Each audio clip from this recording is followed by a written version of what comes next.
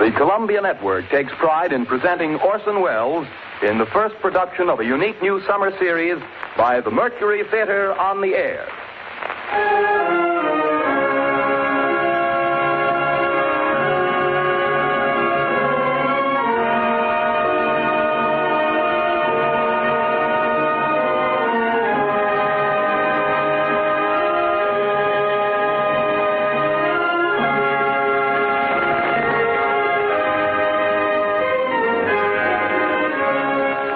In a single year, the first in the life of the Mercury Theater, Orson Welles has come to be the most famous name of our time in American drama. Says Collier's Magazine, 23-year-old Orson Welles threw a bombshell into Broadway. Robert Benchley writes in the New Yorker, the production of the Mercury is, I should say, just about perfect. Time Magazine declares, the brightest moon that has risen over Broadway in years. Welles should feel at home in the sky, for the sky is the only limit which his ambitions recognize. And finally, the United Press remarked, meteoric rise of Orson Welles' Mercury Theater continues unabated.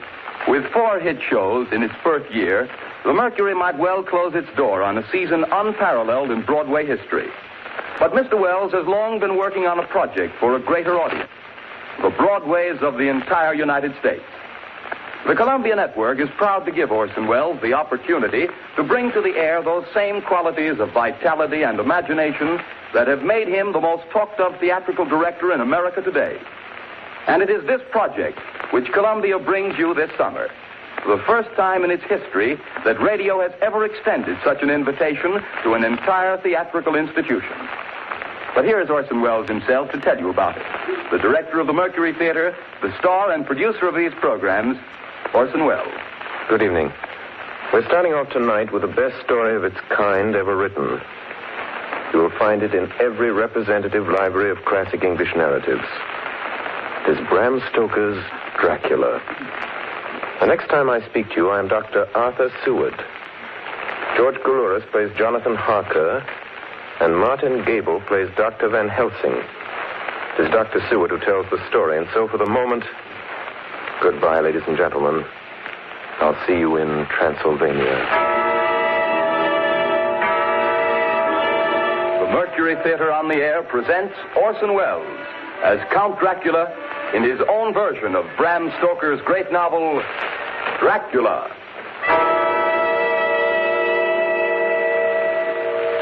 Ladies and gentlemen, my name is Arthur Seward.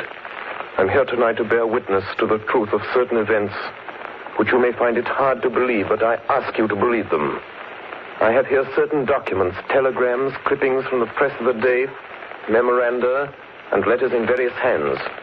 All needless matters have been eliminated, so that a history almost at variance with the possibilities of contemporary belief may stand forth as simple fact. I present you first with excerpts from the private journal of Jonathan Harker. I, Jonathan Harker, lawyer's clerk, article to Peter Hawkins, Esquire of Exeter, England, am writing this journal in the hope that if misfortune overtakes me, it may one day come to the eyes of those who love me. I set out from London on the last day of April to visit one of our clients in Eastern Europe. On May the 3rd, I arrived in Budapest and came after nightfall to Klausenburg on the borders of Transylvania.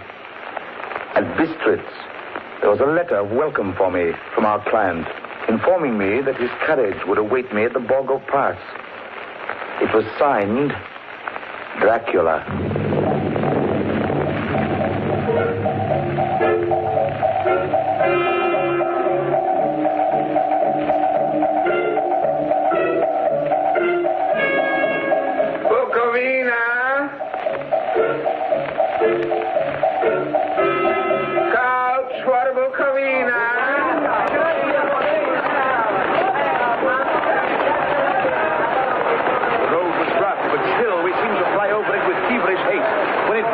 There seemed to be some excitement among the passengers. They kept speaking to the driver and looking at me and urging him on to greater speed. The crazy coach rocked on its great leather strings. The mountains seemed to come nearer to us on either side. Coachman! Coachman! What is it? Where are we? You're nearing your destination, young hare. This is the Borgo Pass.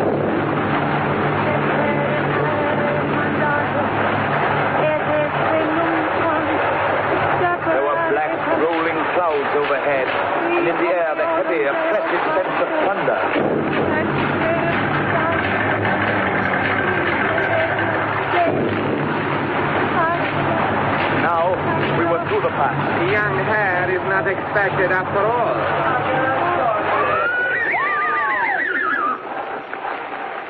You are early tonight, my friend. A caleche with 4 horses had drawn up beside us. Let me help you, sir. The coachman smiled, and the lamplight fell on a hard-looking mouth with very red lips and sharp-looking teeth as white as ivory. We began to move. I looked back. The coach and its load of passengers had vanished from sight. We swept into the darkness of the pass. I struck a match. It was within a few minutes of midnight. And then a dog began to howl somewhere far down the road. The wind was rising. It moaned and whistled through the rocks, and the branches of the trees clashed together as we swept along. It grew colder and colder still, and fine powdery snow began to fall. The baying of wolves sounded nearer and nearer, as though they were closing round us on every side. We kept on ascending, always ascending.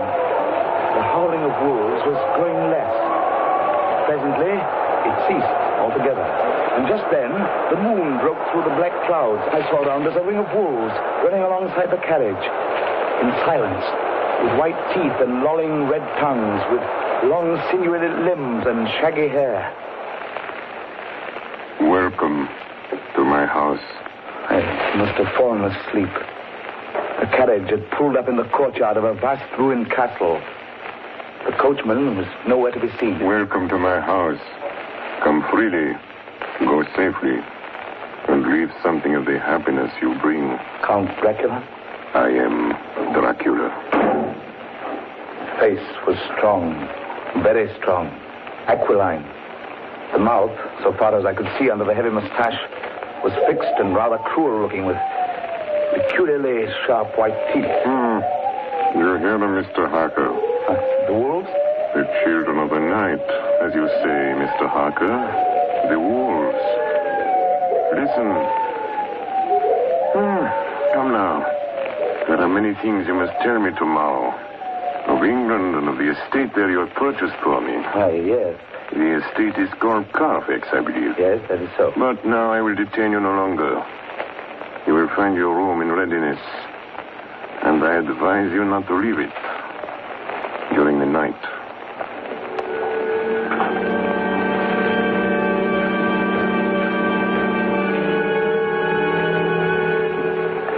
This castle is on the very edge of a terrible precipice. A stone falling from the window would fall 1,000 feet without touching anything. I explored. There are doors everywhere, and all of them locked. The door to the great hall, the door to the courtyard, every door in the castle is closed, bolted against me. The castle of Dracula is a prison, and I am a prisoner.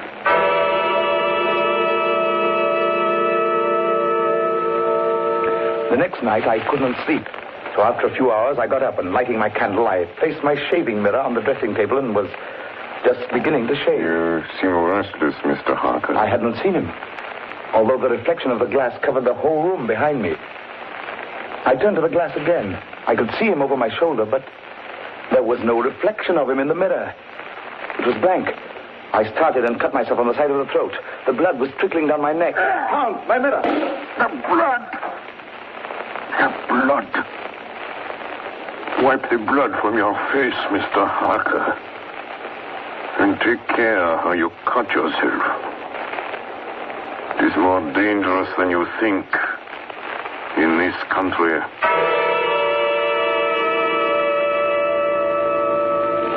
When I woke, I found most of my things were gone. My passport, my notes, my letter of credit. I could find no trace of them anywhere. And my door is locked from the outside.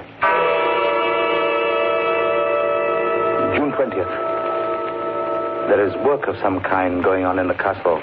Now and then I hear the faraway muffled sound of mattock and spade. And last night, the second of the predated letters which Dracula made me write, the second of that series which is to blot out the very traces of my existence from the earth, went forth.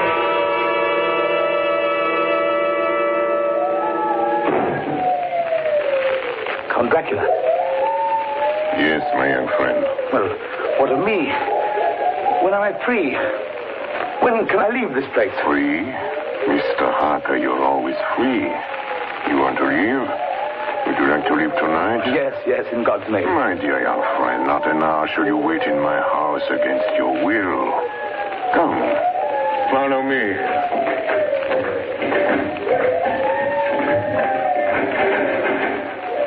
The door seems to be bolted. How strange. The door is locked. Well, in God's name, open it. As you will, Mr. Harker. You English have a proverb which is very close to my heart.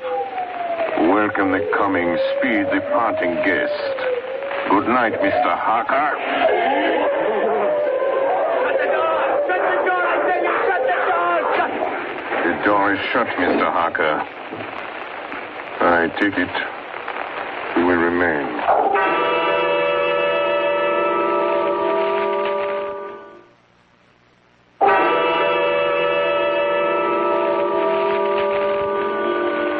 Morning, June the 30th. These may be the last words I ever write in this diary. Oh, God preserve my sanity. I have never seen Count Dracula by day. At sunrise, at the first cockcrow, he is gone. I do not understand these things. I only know that the wolves obey him, and that he is a man with hair on the palm of his hands, with sharp teeth, and no blood in his face. He casts no shadow. He cannot be seen in a glass. And he moves like a bat across the sheer face of the castle walls. He eats no food and is mortally afraid of the crucifix. As I write this, I hear in the courtyard the rolling of heavy wheels and the cracking of whips. And there is in the passageway below a sound of heavy boxes being set down. Boxes shaped like coffins. And I know what they hold. The boxes are filled with holy earth from the chapel beneath the castle. It is the last box being nailed down. And now I hear the heavy feet tramping again. The door shut. The chains rattle.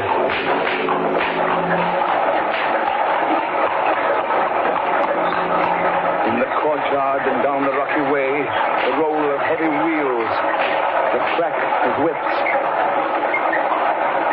Help! Help! Help! The wagons have gone. I'm alone in the castle. I'm alone in the castle. I'm alone in the castle. I'm alone. I'm alone. I'm alone. Ladies and gentlemen, this is Dr. Seward. Mr. Harker's journal terminates at this point. I now present in evidence a clipping dated August 8th of that year from the Yorkshire Telegraph from our correspondent in Whitby. One of the greatest and suddenest storms on record was experienced here today. The weather has been somewhat sultry, but Saturday evening was fine. The band was playing. The piers were crowded with holidaymakers. The wind fell away entirely during the evening, and there was a dead calm. There were but few lights at sea. The only sail noticeable was a foreign schooner under full canvas, which was seemingly going westward. A little after midnight came a strange sound from over the sea, and high overhead the air began to carry a strange, faint, hollow booming. Then, without warning, the tempest broke. And there, with all sails set, was the foreign schooner rushing with terrific speed toward the shore. A searchlight was turned on her. And there, lashed to the helm, was a corpse with drooping head which swayed horribly to and fro at each motion of the ship. A moment later, she crashed. And then a strange thing was seen. At the very instant she touched, a huge dog sprang up on deck from below and, running forward, jumped from the bow onto the sand and, making straight up the east cliff toward the graveyard, vanished into the night. The Coast Guard, going aboard at dawn, found the dead man fastened to a spoke of the wheel. Tightly clutched in one hand was a crucifix. The man must have been dead for quite 2 days. In the pocket of the dead man's coat was found a bottle, carefully corked, containing a roll of paper. This proved to be an addendum to the ship's log. There was found on board only a small amount of cargo, and that of a most unusual nature. Apparently the ship carried nothing but earth. Common earth, packed away in wooden boxes, shaped much like coffins.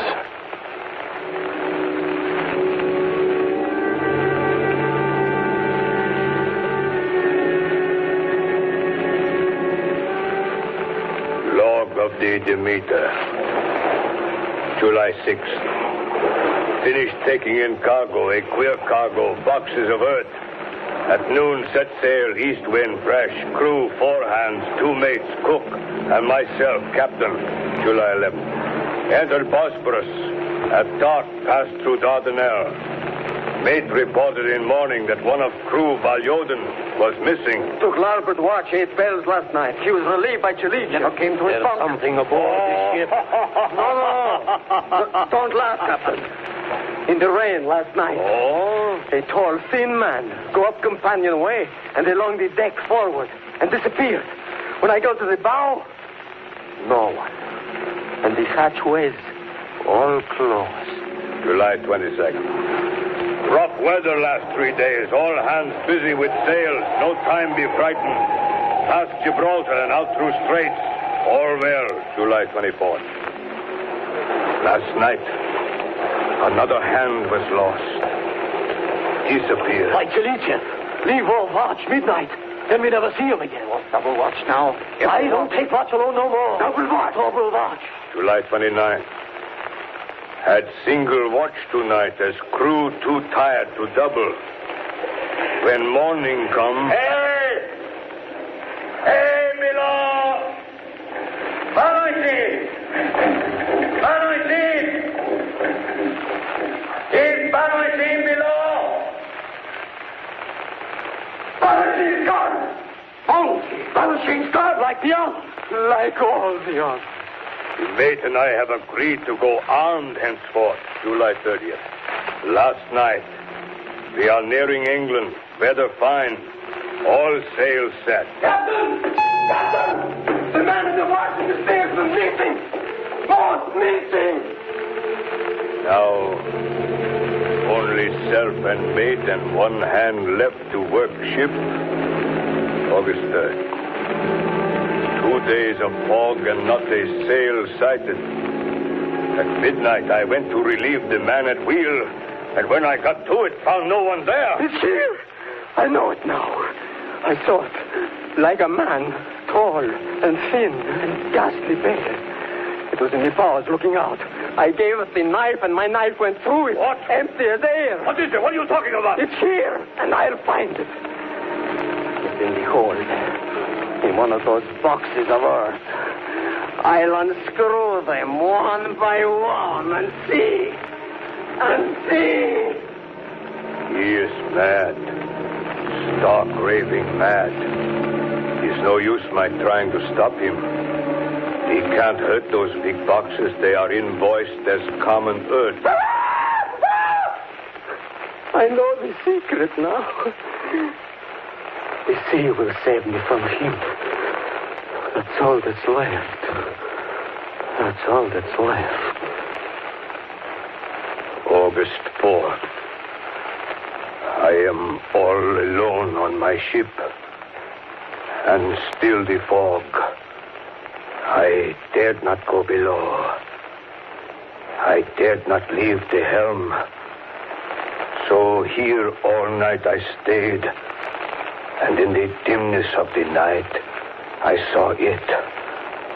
I saw him. God forgive me, but the mate was right to jump overboard. It was better to die like a sailor in the blue water. But I am captain, and I must not leave my ship.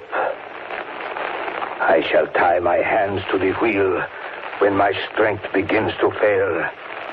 And along with them I shall tie that which it dare not touch, my crucifix.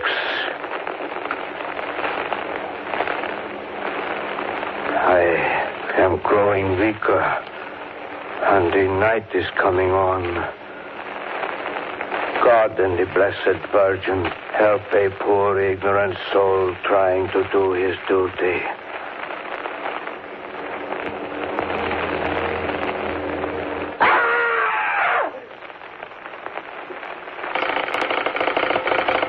Telegram, Seaward, Perfect, to Van Helsing, Amsterdam. Lucy Westenra in alarming condition. Cannot diagnose. Come at once. Seward. Telegram, Von Helsing, Amsterdam, to Stuart, Berkeley. I'm on my way to you. Please arrange the examination immediately my arrival von Helsing. Ladies and gentlemen, I must now explain that 6 months before the events recorded here, I had become engaged to a young lady, Lucy Westenra. We were to have been married in the spring. My old teacher, Professor Van Helsing, arrived at 4 the next afternoon. I took him at once to Lucy's house. She lay in a bed asleep. She was ghastly, chalkily pale. The red seemed to have gone even from her lips and gums, and the bones of her face stood out. Young Miss is bad. Very bad. She must have blood or she will die. Yet she is not anemic. The qualitative analysis of her blood gives quite normal condition. It is strange. I do not like to think how strange. Look! My God, her throat, look! The black velvet band that she always wore had dragged up a little and showed a red mark on her throat. Just over the external jugular vein were 2 punctures, not large, but not wholesome looking. The edges were white and worn looking. Well? Well, what is it, Professor? What's wrong with her? Speak frankly. You can tell me the worst. I wish I could, Stuart. I wish I could. But I do not dare. But won't you tell me anything? I will tell you this. Your young lady is in a danger greater than death. You must believe me. If you leave her for 1 moment and harm befalls, you will not sleep easy thereafter.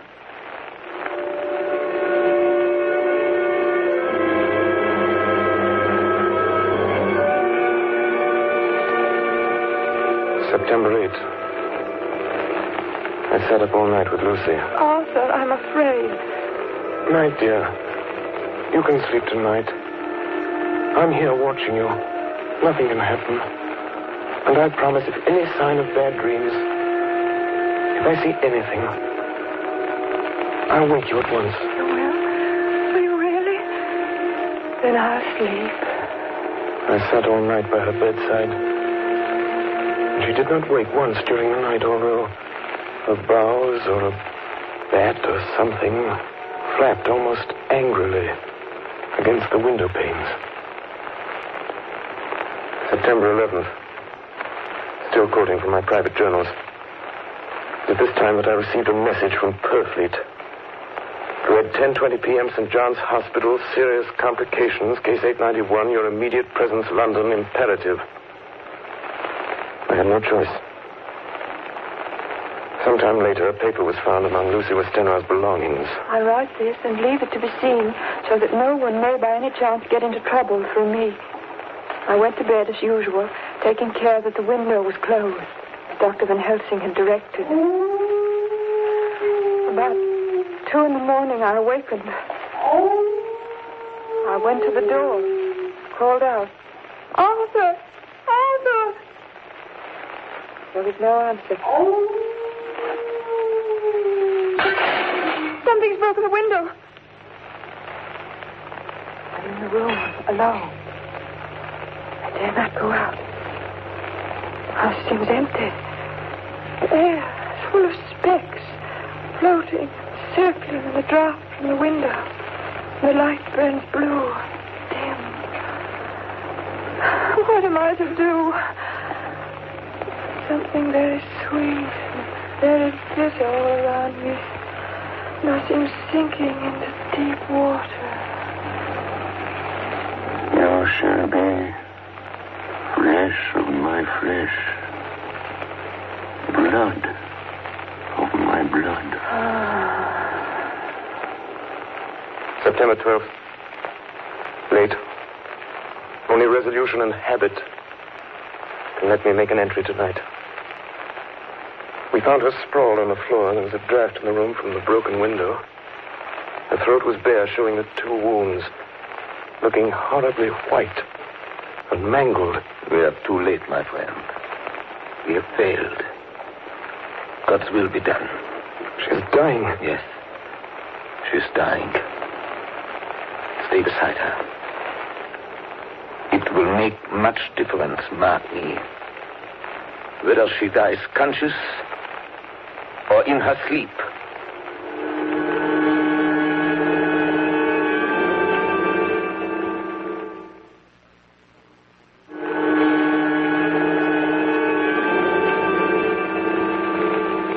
It was late in the afternoon before she opened her eyes. Arthur. Oh, my love, I'm so glad you've come. I took her hand and knelt beside her. Her breath came and went like a tired, peaceful child's. And then the light from the setting sun fell on her face, and then, insensibly, a strange change came over her. Her eyes grew suddenly dull and hard. Her breathing was heavy. The mouth opened, and the pale gums drawn back made the teeth look large and sharp. Arthur, oh, my love, I'm so glad you've come. Kiss me. Bend down and kiss me. Not for your life. Not for your living soul at hers. Lucy! She's dead. Poor girl. There's peace for her at last. The end. Not so. It is only the beginning. Wait and see.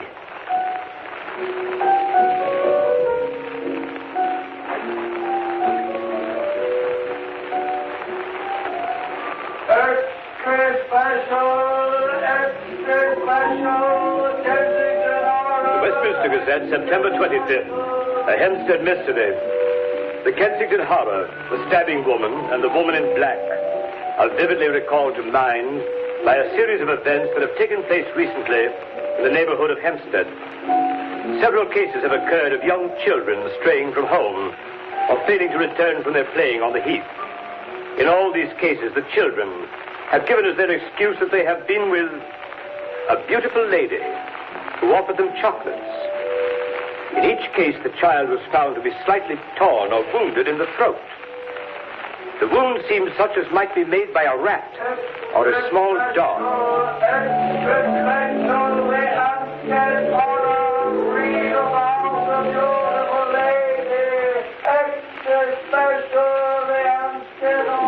The Hempstead Horror. Another child injured by the beautiful lady.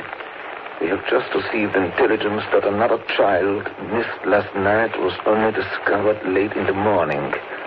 It has the same tiny wound in the throat. Well, Stuart, what do you think of that? You mean to tell me, my friend, that you still have no suspicion as to what poor Lucy died of? Nervous prostration, following great loss and waste of blood. And how was the blood lost or wasted? You are a clever man, my friend, and a good doctor. But you do not believe that there are things that you cannot understand. You are wrong, Stuart. Are you aware of all the mysteries of life and death? Can you tell me why in the pampas there are bats that come at night and open the veins of cattle and horses and suck dry those veins? How in some islands of the western seas there are bats which hang on trees all day, and then when the sailors sleep on deck because it is hot, flit down on them, and then in the morning are found dead men as white as Miss Lucy was? I understand none of these things. Up to tonight, Stuart. If you dare to come with me, perhaps then you will understand. September 29th. Before dawn. Now it is done. And I would sooner die 1,000 deaths than live again through what I did this night. We will spend the night, you and I, here in this churchyard where Miss Lucy is buried. We enter the tomb, then we open the coffin. You shall yet be convinced. Take care, Van Helsing. Miss Lucy is dead, is it not so? Then there can be no wrong to her, but if she is not dead... With some difficulty, we found the Westenra tomb. I took up my place behind a yew tree. On one side of the tomb, Van Helsing on the other. I was chilled and frightened. Suddenly, I saw something moving between two yew trees. A dim, white figure which held something at its breast. The figure stopped. I could not see the face, for it was bent down over what I saw to be a fair-haired child. There was a sharp little cry, such as a child gives in sleep, or a dog as it lies before the fire and dreams. Then the thing saw us. She drew back with an angry snarl. The lovely blood-stained mouth grew to an open square. If ever a face meant death, I saw it at that moment. Then suddenly she turned and vanished in the direction of the tomb. Child is not harmed. We leave him in a safe place where the police find him. There's more to do. Come. Now we were in the tomb. Then in the coffin, the thing lay. Like a nightmare of Lucy, the pointed teeth, the blood-stained mouth. Van Helsing never looked up. From his bag he took out a book, his operating knives, a heavy hammer, and a round wooden stake, some 2 or 3 inches thick, sharpened to a fine point, and hardened over a fire. Stewart! The life of this unhappy woman is just begun. When she become what you call undead, there comes with the change the curse of immortality. She cannot die, but must go on age after age, adding new victims. Because all that die from the preying of the undead become themselves undead and prey on others. So the circle goes on, ever widening as the ripples from a stone thrown in the water. But if this lady, this undead, be made to rest as true dead, then the soul of the poor lady whom we love shall be again free. Tell me, what am I to do? Take this stake in your left hand, the hammer in your right. Yes. Place the point over the heart. Yes. Then, when I begin the prayer for the dead, in God's name strike. Are you ready? Now, Domine Jesu Christe, Fili de vivi, qui mans tuas ex voluntate Patri.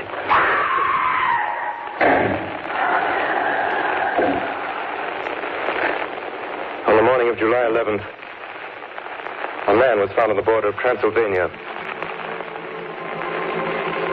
He talked wildly of wolves and boxes of earth and blood, and gave his name as Jonathan Harker. In the hospital at Klausenberg, he improved sufficiently to make possible his removal to England. I'm still quoting from my own personal papers. But there his condition remained so serious that he was committed for observation to a private ward in my hospital at Purfleet. Here he did so well that in 3 weeks he was completely recovered. It was during this time that his wife, Minna Harker, brought to the attention of Dr. Van Helsing and myself the journal that her husband had kept while a prisoner in the castle of a certain Count Dracula in Transylvania. I have before me the record of a meeting that took place in my study in Purfleet, transcribed by Minna Harker. October 1st. Meeting began soon after 8. Jonathan next to me.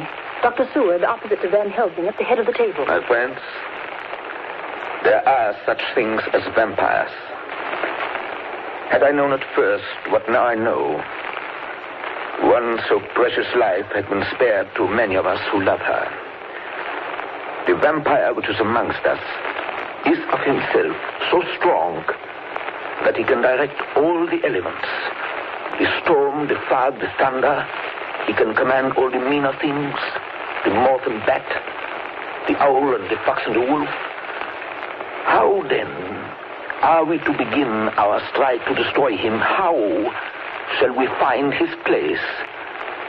And having found it, how can we destroy? My friends, it is a terrible task that we undertake. To fail here is not mere life or death. If we fail, we become as him. Foul things of the night, as him. What do you say? I answer for myself. Count me in. I'm with you. The professor laid a small golden crucifix on the table. We took hands, and our solemn pact was made. My friends, we too are not without strength. The vampire flourishes on the blood of the living. Without this, he cannot live. He throws no shadow. He makes no reflection in a mirror. He can transform himself to a wolf, to a bat. He can come on moonlight rays as elemental dust. He can see in the dark. He can do all these things. Yet he is not free. His power ceases at the coming of the day. Then, until night, he must remain in the shape in which he finds himself, and except in his coffin home, in those earth boxes he cannot rest. When we can confine him in his coffin, then, my friends, if we obey what we know, we will destroy him. At that moment, something flapped wildly against the window. Then... Did you hit it? I don't know. We looked out of the window. Against the black sky, we could see nothing. Data in our possession. From the Count's castle in Transylvania to Whitby came 50 boxes of earth. All of these, to our certain knowledge, were delivered at Carfax. Recently, 12 of these boxes have been removed. First step, ascertain whether all the rest remain in the deserted house next door or whether any more have been removed. We must trace each of these boxes and sterilize the earth with holy water so that he can no longer seek safety in it. And we must hurry. The events of the next few days are described in Jonathan Harker's journal. October 2nd, 5 a.m. Just returned from the empty house. Left Mina here at home. Well, we've done our work at Carfax. The place was filthy. The air stagnant and foul and alive with rats. We counted the boxes. Only 38 of them. And over each one, the professor went through his same mysterious work. It was dawn when we got back. I found Mina asleep. She looks paler than usual. October 2nd. Soon after they left, I fell asleep.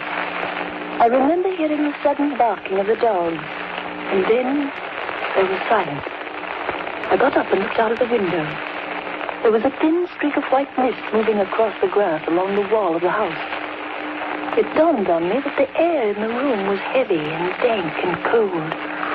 The gaslight came only like a tiny red spark through the fog. I could see through my eyelids. The mist grew thicker and thicker. Then, as I looked, the spark divided and seemed to shine on me through the fog like two red eyes. You shall be flesh of my flesh, blood of my blood, blood of my blood.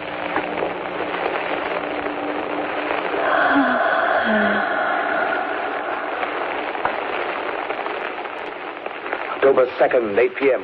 We're on the track. 12 boxes were delivered last week to an empty house at 347 Piccadilly. My dear friends, until the sun sets tonight, Dracula must retain whatever form he now has. We have this day to hunt out all his lairs and sterilize them. Then he will have no place where he can move and hide. But we have only until sunset. The house in Piccadilly was empty. Like the one at Purfleet, the same sickening smell was in the air. On a table we found a clothes brush, a brush, and a comb, and a basin. The latter containing dirty water, which was reddened as if with blood. The boxes are back here. 8, 9, 10, 11. Only 11. There's a 12th box somewhere. Gentlemen, it is after 6. The sun is setting. We've no time to lose. He will return at any moment. Open the boxes. Quiet. Listen. Be ready. It is he! The window! You waste your bullets, gentlemen. You think you baffle me? You with your pale faces all in a row like sheep in a butcher's. You think you've left me without a place to rest. But I have more. And time is on my side. The one you love is mine already. I have known her. Already my mark is on her throat. Flesh of my flesh. Blood of my blood. She is with me always. Over land. Over sea.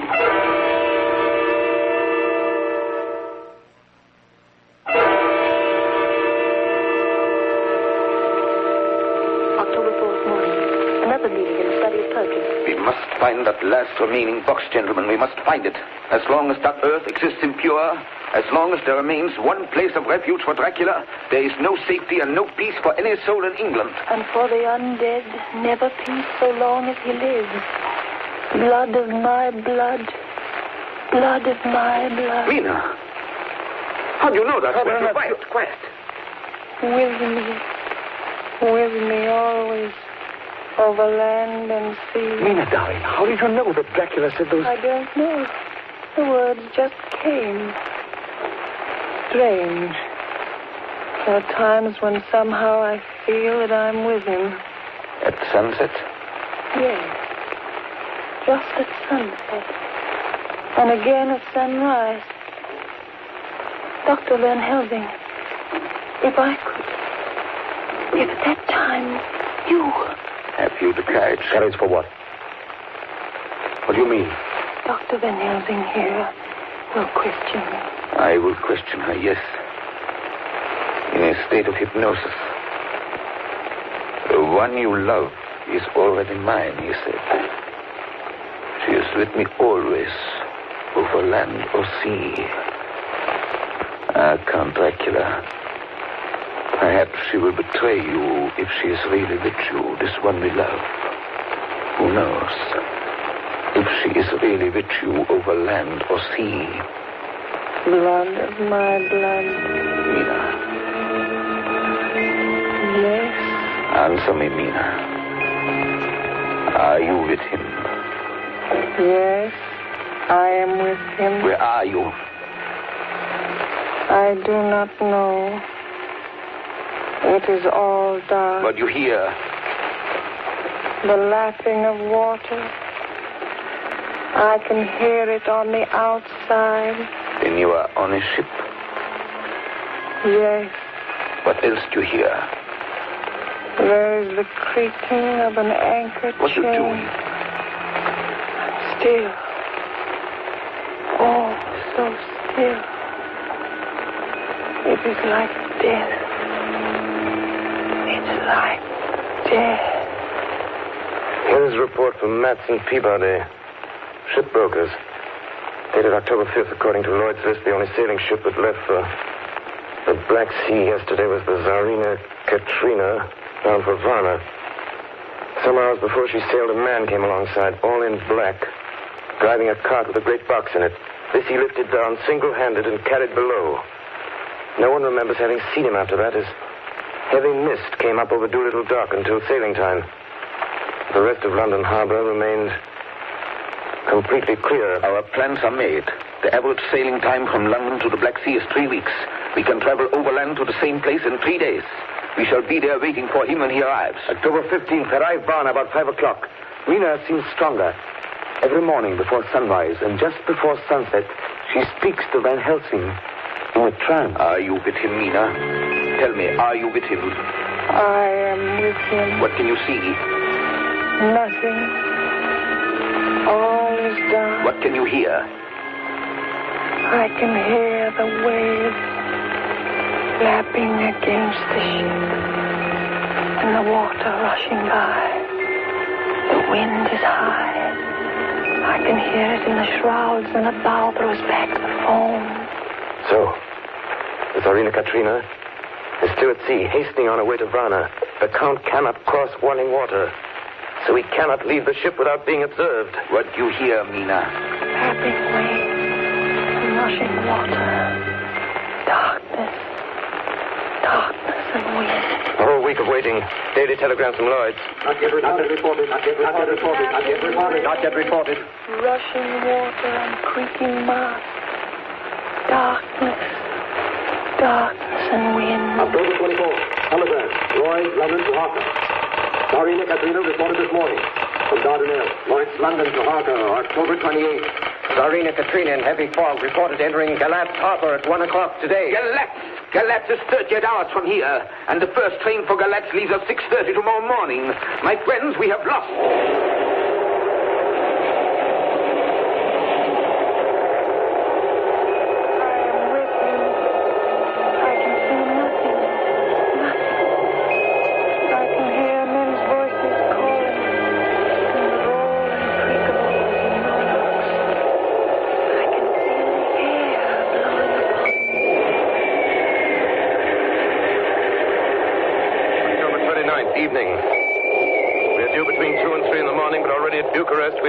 hours late. Something's going on. I can feel it passing like a cool wind. I can hear far off confused sounds. Men talking in strange tongues. Tears falling water and the howling of wolves. There's another sound. A queer sound. Like what? Speak, Mina. Speak, I command you. I command you to speak.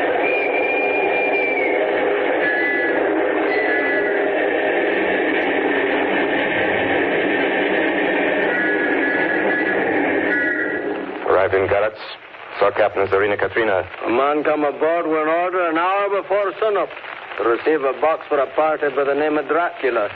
Had his peppers, I read. Emmanuel Hildesheim, his name was. Mr. Hildesheim? Yes. You unloaded the box yesterday. I gave it to Kylov by order. Kylov.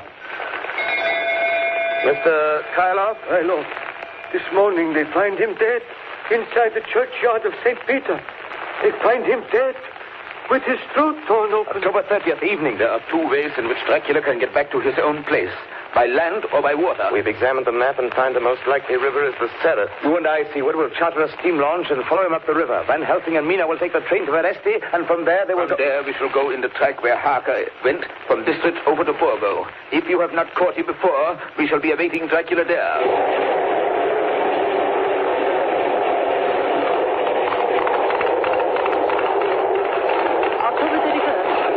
At Veresti at noon, Van Helsing and I. Bought a carriage here, and we start in an hour. Our enemy is still on the river. October 31st. We can run at good speed up the river at night. There's plenty of water, and the banks are wide apart. November 1st, evening. No news all day. We hear that a big boat went up the river before us, going at more than usual speed.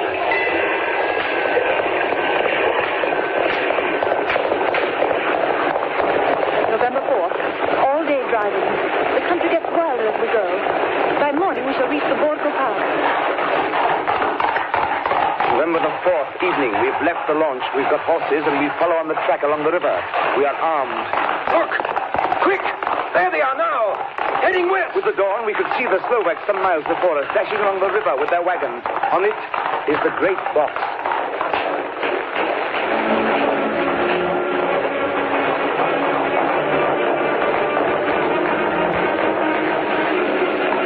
Late in the afternoon, we reached the Borgo Pass.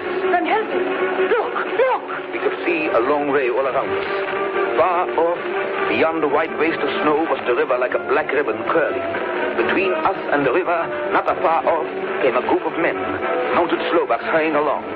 In the midst of them was a wagon which swept from side to side. On the wagon was a great box. Look! We see two horsemen following fast, coming up from the south. Now the horsemen are not more than a mile behind. Now the wagon is quite close to us. We can see the great box swaying crazily. Now they are almost upon us.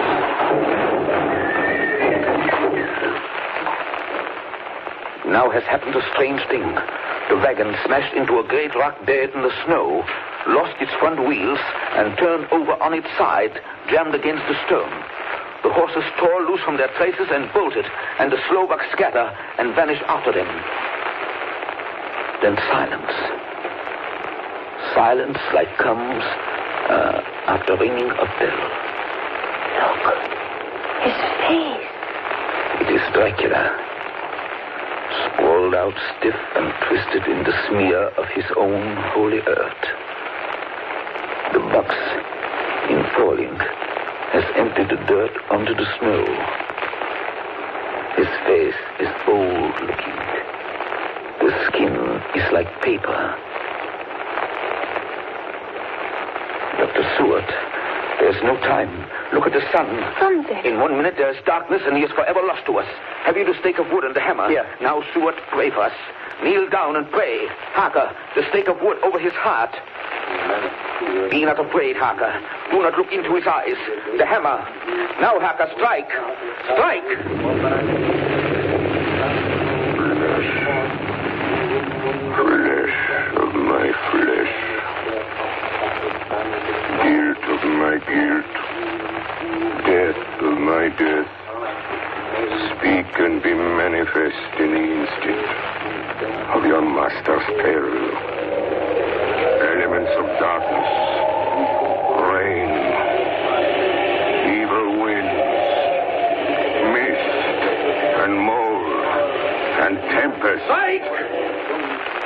the others couldn't. But somehow I can hear him speaking behind his eyes. Claw, wing, tooth, scale, tissue of flesh, death of my death, dead and undead. The hand of the living is over your master. Console him, my children. This instant is no longer than the space between two heartbeats.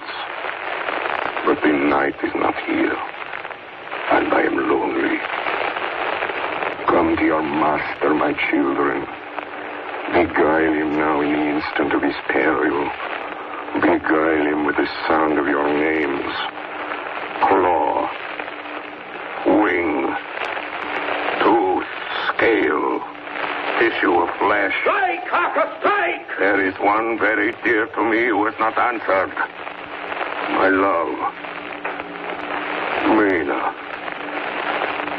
There is less than a minute between me and the night. You must speak for me. You must speak with my heart. Give them to me! Jonathan, give them to me! They're stick to put in the hammer! I shall never forget that moment. The look on poor Mina's face as she stood there, the angry scar standing out on her throat, her eyes like living coals in the last red of the sunset. She had torn the stake and the hammer out of my hands with the strength of an animal. Mina, do you know what you've done, woman? You know what you've done to us? You've released him, the evilest fiend. Look! The sun! As we looked down at Dracula, the eyes saw the sinking sun, and the hate in them turned to triumph. Flesh of my flesh. Come to me, my love. Come into the night and the darkness. You have served me well, my love. My bride.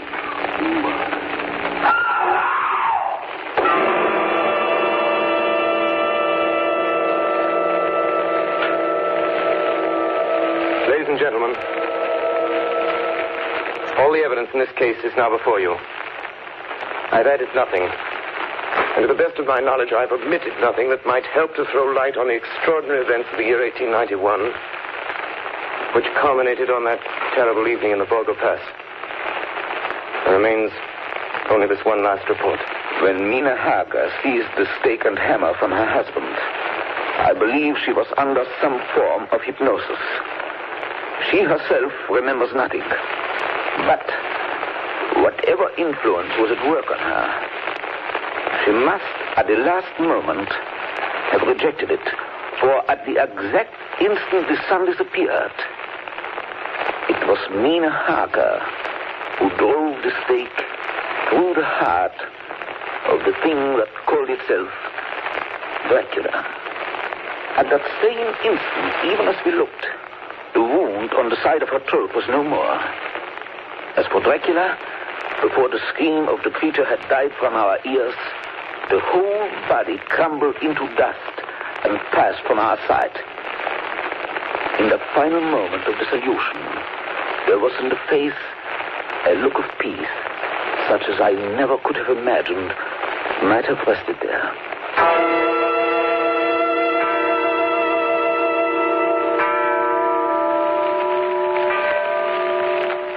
Tonight's production of Dracula by Orson Welles and the Mercury Theater was the first of 9 CBS broadcasts in which this brilliant group will bring to life a series of great narratives. In the cast tonight, Dr. Van Helsing was played by Martin Gable, Jonathan Harker by George Coulouris, Dr. Seward by Orson Welles, the Russian Captain by Ray Collins, the Mate by Carl Swenson, Mina Harker by Agnes Moorehead, Lucy Westenra by Elizabeth Farrer, and Count Dracula by Orson Welles. Bernard Herrmann composed the original music and conducted. Dan Seymour speaking.